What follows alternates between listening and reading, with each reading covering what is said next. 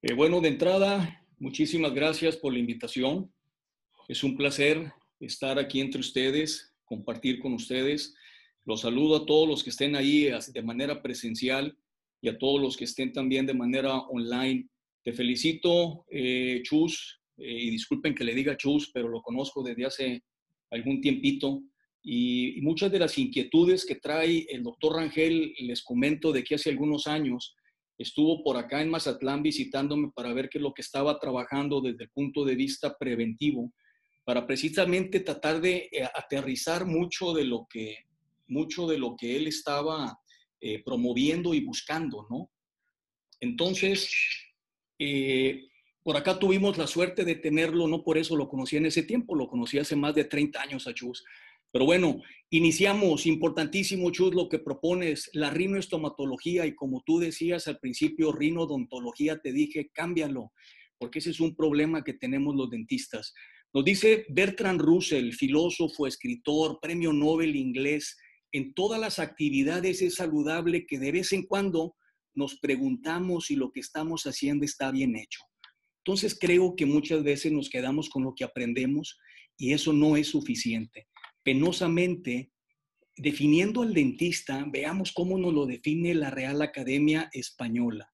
El odontólogo, dice, la odontología es el estudio de los dientes y tratamiento de sus dolencias. Odontólogo, odontóloga, es el especialista de la odontología, o sea, el dentista. Y el dentista es la persona profesionalmente dedicada a cuidar la dentadura, reponer artificialmente sus fallas y curar las enfermedades. O sea, un mecánico dentista. Esa es nuestra triste realidad. La mayoría de los colegas no captan la necesidad de que nosotros, más allá de ser dentistas, tenemos que ser estomatólogos, entendiendo que es una región anatómica que tenemos que conocer perfectamente desde sus principios, y estoy hablando de la embriología, la fisiología, la anatomía, para poder contribuir adecuadamente. Están hablando que el pediatra no manda pacientes, no te lo va a mandar porque la primera pregunta que te dice, ¿para qué te lo mando si no tiene dientes? Entonces, analizando, esto es lo que creen mis amigos que hago, esto es lo que cree mi mamá que hago, que soy un sabio, esto es lo que la sociedad cree que hago, mi paciente cree que hago esto, yo así me veo, creo que hago esto, pero la realidad es que no dejamos de ser los sacamuelas, los reponemuelas, los que trabajamos con dientes. Tenemos que cambiar forzosamente para que podamos ganarnos un respeto de derecho en el ámbito de la salud, porque penosamente somos los que estamos más abajo en la cadena alimenticia, porque vemos dientes. Ah, pero de repente digo, veo dientes enfermos y me preocupa más reparar un diente que entender que no trabajo con dientes, entender que trabajo en bocas y que esa boca le pertenece a una persona y que esa persona es individual y que puede estar enferma o puede estar sana y que esa persona requiere tratamiento especializado, individualizado en base a sus necesidades y emocionales, económicas, en necesidades emocionales, fisiológicas, etcétera. Entonces entender que él vive dentro de una familia y tenemos que trabajar dentro de un núcleo familiar y también entender el impacto y el papel que juega la sociedad. Esa sociedad que compone un pueblo, una nación, y que a final de cuentas, de manera equilibrada, debemos de vibrar todos igual. Y así como la película de Avatar, esa conexión es real. Entonces tenemos que forzosamente cambiar nuestra visión, cambiar nuestra percepción y elevar el nivel de conciencia. Porque queremos que los padres sean responsables, pero nunca lo van a hacer si no tienen un buen nivel de conciencia. Entonces, PS1000 es un programa preventivo que la meta es contribuir a los cuidados de los primeros 1000 días utilizando diferentes protocolos de las áreas, de diferentes áreas de la salud, desde una estomatología y con una visión holística, pero contribuyendo a la preservación y a la recuperación oportuna de la salud para así mantenerla a lo largo de la vida. No hasta los 9, 15, 20, a lo largo de la vida. Entonces, preservar la salud de una manera integral del individuo, convertirme en un asesor en salud, mejorar su calidad de vida, mejorar su nivel de productividad a lo largo de su vida, que aprenda a ser feliz, que emocionalmente esté estable, que también podamos disminuir los gastos de atención del sector salud, porque es increíble y esa fue la razón por la que salieron los programas de los primeros 1000 días. Entonces, basado en diferentes áreas que me ha tocado estudiar, que me ha tocado empaparme, tenemos que ver todas estas áreas, pero desde una visión holística. Yo no pretendo ser todólogo, pero sí pretendo trabajar en equipo y de forma transdisciplinaria, como bien lo han descrito, porque multi e interdisciplinaria no funciona. Y bajo ese precepto fundamental que obtuve con la odontología para bebés, educar previniendo, prevenir educando. Entonces sabemos que para tener una mejor calidad de vida necesitamos una buena salud bucal, porque está totalmente relacionada con la salud general. Pero el dentista se queda con el diente. El dentista se dedica a reparar dientes y los ojos no ven más que lo que la mente conoce. Si no sabes lo que buscas, no entiendes lo que encuentras. Entonces tenemos que educarnos para captar que mi área de trabajo, más allá del diente, es la boca, y que es una boca que le pertenece a una persona que tiene diferentes necesidades. A pesar que están hablando de que todo es un problema de obstrucción, yo detecté una cosa muy interesante revisando 100 pacientes de 3 a 5 años, donde me di cuenta que 6 niños de 100 tienen realmente obstrucciones, pero 54 de ellos son respiradores bucales. Muchas veces esta respiración es habitual. Es un problema habitual que si no se corrige a tiempo generará los problemas obstructivos. Entonces yo me voy un poquito más allá de empezar a hablar de respiración y de empezar a hablar de masticación, porque penosamente, a pesar que tenemos muchos cambios y que tenemos muchos avances tecnológicos, que conocemos el genoma humano, pues la verdad es que cada vez, en lugar de vivir mejor, tenemos peor calidad de vida. Edades muy tempranas nos estamos enfermando. Para querer hablar de prevención, tenemos que entender desde el origen de la vida. Y para eso son los primeros 1000 días. Los primeros 1000 días, que son programas que salieron a partir del 2008, unas publicaciones donde le dieron énfasis a la nutrición y que nosotros nos damos cuenta que incluso decimos, por cada embarazo se pierde un diente. En mi consulta no recibo la cantidad de mujeres embarazadas que yo quisiera. El ginecólogo no me refiere a las embarazadas. Y no es que el ginecólogo sea el dueño, porque nadie tiene dueño. Cada persona es dueña de sí misma y responsable de sí misma. Pero si yo no entiendo las normas oficiales y el ginecólogo no trabaja con ellas, entonces estamos trabajando de manera desequilibrada, no hay equipo. Entonces las propuestas que hacemos desde el PS1000 es aumentarlo a 1500 días aproximadamente, y el cuidado inicia previo al embarazo, donde la sugerencia es toda mujer en edad reproductiva tenemos que cuidarla, porque como estomatólogo sé que trabajo en un área totalmente contaminada, donde el equilibrio microbiano es muy importante y donde hay una disbiosis. Esa mujer embarazada tiene el riesgo de pasar a los microorganismos por medio del torrente sanguíneo, y podemos encontrarlo en sacos amnióticos intactos, donde son colonias perfectamente bien estructuradas, maduras, que están interactuando con el feto desde el inicio de la vida. Y esto lógicamente generará desequilibrios a estas etapas tan tempranas. Entonces los primeros 1000 días, esos programas que existen, que se enfocan específicamente a cuidar la parte nutricional, tenemos que enriquecerlos.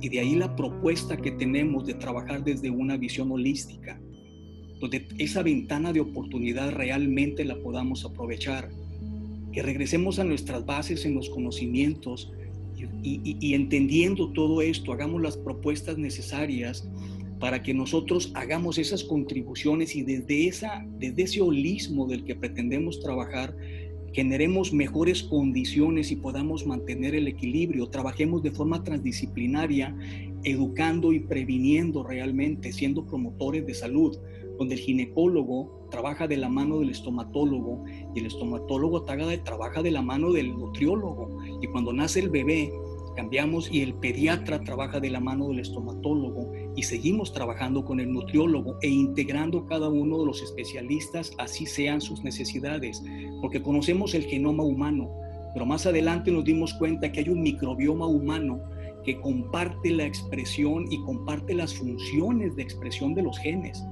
Entonces, si tenemos desde un inicio un desequilibrio microbiano y tenemos un desequilibrio nutricional y tenemos esa influencia negativa desde esos inicios, donde las mismas emociones me pueden enfermar, donde la misma falta de sueño me puede empezar a enfermar, estamos empezando con un desequilibrio total, donde ese cerebro que tiene que desarrollarse y que tiene esa parte tan importante que empieza a hacer conexiones sinápticas y que esas conexiones, lo más importante, se dará durante esa etapa de los 1000 días, y a los 3 años alcanzó más del 80% de su crecimiento y desarrollo.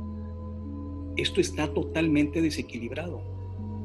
Y esto generará ese desequilibrio que empezará a ser un ambiente intrauterino desfavorable, generando cambios metabólicos, que va a ser modificaciones epigenéticas y que va a ser una programación fetal.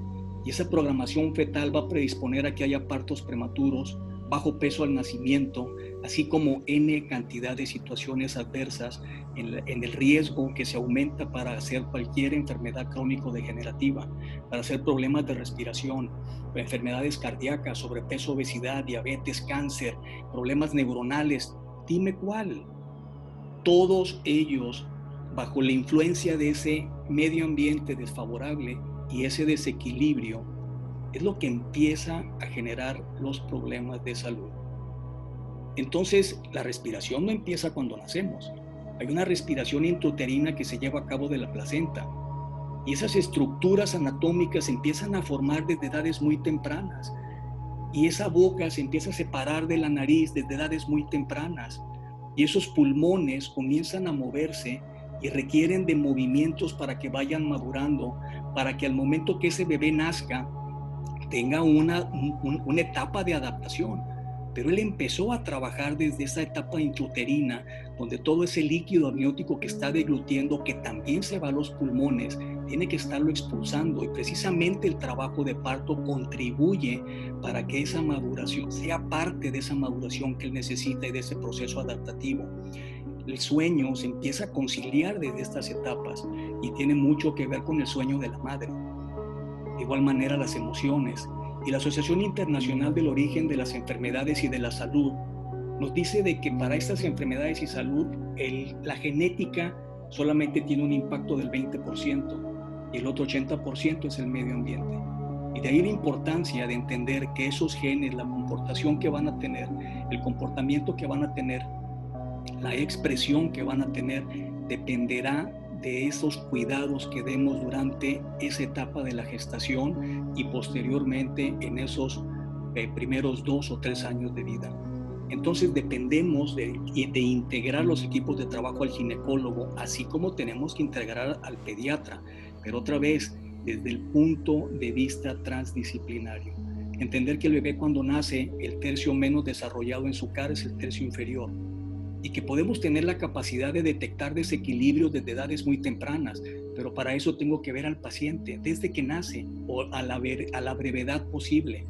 Empezaron a hablar de masticación y respiración. Vamos entendiendo, necesito primero lactancia materna. Y si yo no promuevo la lactancia materna, estoy desaprovechando ahora sí una gran ventana de oportunidad, porque aquí se van a madurar esos reflejos de respiración, se van a coordinar las funciones con la deglución y con la succión. El biberón va a comenzar a generar un desequilibrio donde los músculos masticatorios no van a madurar.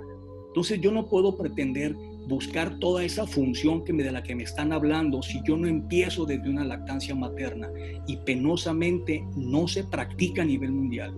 México, les puedo asegurar que no la practicamos ni en el 20% de ellas. Entonces, más allá de ver un diente, más allá de pensar en caries, tengo que pensar en un crecimiento y desarrollo armónico de la boca, que toda la fisiología me lo va a dar.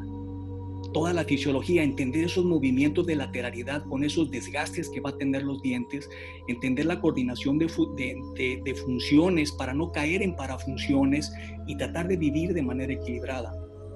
Porque ese medio ambiente es el medio ambiente en general, desde lo que como, desde cómo percibo el medio ambiente, desde mis hábitos de ejercicio, desde mi actividad física, el control de mis emociones, desde esas ondas electromagnéticas que estamos saturados ahora con toda la tecnología, desde convivir con esos microorganismos, que mi cuerpo tiene 90% de mis células son microorganismos, y entender la importancia del sueño, que podemos generar trastornos de sueño desde edades tempranas si yo no entiendo la lactancia materna y la maduración del sueño. Porque querer recuperar el sueño es una cosa, pero el daño ya se hizo. Ese sistema límbico empieza a accionar a lo que es un sistema neural autónomo que nos va a generar una homeostasis, que es el equivalente a un equilibrio, que eso es equivalente a salud.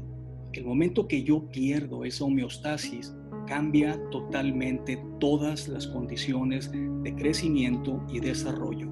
Y algo que descuidamos muchísimo es la parte de las emociones. Entonces me ha gustado mucho cómo se han enfocado bastante el día de hoy precisamente en las emociones, porque cualquier procedimiento que yo haga en el sillón dental genera estrés. La enfermedad genera estrés. El dolor genera estrés. El miedo genera estrés. Entonces depende de cómo percibo todo el medio exterior para que yo active mis emociones y entender que el cortisol no es malo, que no satanicemos al cortisol porque es una respuesta natural que tiene el cuerpo para defenderse. Entonces el problema que tenemos es que cuando no disminuimos de nueva cuenta el cortisol, es cuando podemos caer en situaciones adversas. Entonces las emociones juegan un papel muy importante porque estas se van a estar reguladas precisamente por esa regulación hormonal, donde puede cambiar totalmente y puede hacer que se rompa esa homeostasis, donde va a cambiar la química no solamente del cerebro, sino de todo el organismo, y va a empezar a perderse la coherencia que hay del funcionamiento del cerebro con el corazón y el resto de los órganos, donde esas conexiones, donde esas sinapsis que estamos buscando y ese desarrollo neuronal se va a ver afectado precisamente por esa alteración en la química cerebral que genera un desequilibrio. Y seguiré insistiendo en la palabra equilibrio y desequilibrio, porque como humanos somos especialistas en romper el equilibrio. Entonces, bajo esa hormona del estrés, si nosotros no la controlamos, entramos en ese estado de alerta natural, que la respuesta de un estado primitivo es salir corriendo, pelearnos o escondernos. De manera natural, debemos de saber controlar las emociones para que podamos disminuir esos niveles de cortisol. Pero tenemos muchas relaciones tóxicas, vivimos inmersos en tráfico, en contaminación ambiental, donde nos va a alterar. Entonces tenemos que hacer muchos cambios, tenemos que pensar y hacer muchos cambios, porque uno de los propósitos que tenemos que tener con nuestros pacientes es que ellos sean los responsables de su salud. Pero para eso tienen que alcanzar un nivel de conciencia. Entonces, ese sistema límbico que está segregando, está estimulando la segregación de ese cortisol, cuando se mantiene de manera prolongada, es cuando tenemos un estrés oxidativo, donde tenemos un estrés tóxico que hace que el cuerpo se vaya moviendo hacia la enfermedad. Y es más fácil que hagamos cualquier tipo de enfermedad afectándonos en todos los sentidos. Podemos desarrollar obesidad, sobrepeso, diabetes, cáncer, cualquier enfermedad autoinmune, cualquier enfermedad respiratoria, psiquiátrica, emocional, tener trastornos de sueño. Empezamos a movernos hacia la enfermedad. Entonces es importante que entendamos todo esto desde el cambio que tengo que hacer y empezando por mí. Si yo, el dentista, quiero seguir practicando odontología, hazlo. Si quiero moverme hacia el cambio, hazlo porque hace falta. Y tenemos que tener esa humildad en todas las áreas donde podamos convivir y aportar para poder mejorar todos los programas, porque eso lo podemos revertir. Y lo podemos revertir desde la instauración de esos hábitos o el cambio de esos hábitos, que lo ideal es instaurarlos en etapas tempranas para poder recuperar esa homeostasis que se ha perdido, poder recuperar el equilibrio. Ya han hablado de aparatos, ya han hablado de válvulas, ya han hablado de espacios. Todo eso funcionará adecuadamente si hay un equilibrio y lógicamente podremos tener el potencial genético que esperamos. Porque de otra manera, si no aprendemos a trabajar en ese equipo de manera transdisciplinaria, si no trabajamos en el núcleo familiar, seguiremos trabajando de una manera deficiente. No podremos potencializar los talentos de cada uno de mis pacientes, ayudándolos a que se emocionen positivamente y que alcancen sus metas. Y la meta de todo ser humano debería ser el ser feliz. El ser feliz. Entonces, instaurar estos hábitos es muy importante desde el inicio de la vida. Y a los que hacemos meditación sabemos que la respiración es fundamental. Y sabes cómo te calma y cómo tranquiliza y cómo pone en orden a todo tu cuerpo desde la química. Entonces, desde el inicio de la vida y a lo largo de toda la vida, debemos de estar preocupados por instaurar todo este tipo de hábitos positivos donde yo pueda convertirme en un asesor de salud y dejar de trabajar en enfermedad. Porque hablar de prevención no es quitar enfermedades, sino acompañar a la gente a que viva de una manera más saludable, que esté feliz y que esté bien a lo largo de toda su vida. Esa es la invitación que hace el PS1000. Pero nos dice el Dalai Lama, lo que más me sorprende del hombre occidental es que pierde la salud para ganar dinero y después pierde el dinero para recuperar la salud. Y por pensar ansiosamente en el futuro, no disfruta del presente, por lo que no vive ni el presente ni el futuro. Y vive como si no tuviera que morir nunca y muere como si nunca hubiera vivido. Y de igual manera, nos preocupamos pensando qué mundo le voy a dejar a los niños, cuando la pregunta real creo que debería de ser, ¿y qué niños le voy a dejar al mundo? Porque la realidad a la que nos enfrentamos es que estamos dejando niños con excesos o niños con carencias, niños al borde de la muerte, niños enojados, niños enfermos. ¿Y qué futuro le espera al mundo? Como dijera John F. Kennedy, son el mejor recurso del mundo y son la mejor esperanza para el futuro. ¿Qué estamos dejando para ese futuro? Entonces tenemos que forzosamente cambiar, pero si queremos cambiar, tenemos que cambiar nosotros. No busques resultados distintos si sigues haciendo lo mismo. Y nos dice Siddhartha Gautama, Buda, no es el cambio lo que produce dolor, sino la resistencia a él. Entonces necesariamente tenemos que buscar ese cambio y desde nuestra trinchera tratar de hacer equipos donde podamos integrarnos a este tipo de equipos transdisciplinarios que pretende hacer protocolos para mejorar la calidad de vida de la gente, para que podamos potencializar de nueva cuenta y podamos ser felices. Entonces, mi aportación es hasta aquí. El PS1000 es un programa bastante extenso que sería un poquito complicado poder entrar a toda la parte de los protocolos. Muchísimas gracias, Miguel. Creo yo que un concepto extraordinario de lo que queremos avanzar en esta dinámica de la rincomatología pediátrica es buscar ese balance que se le dice integrar a tantas cosas, y es tan complejo a su vez integrar tantas cosas.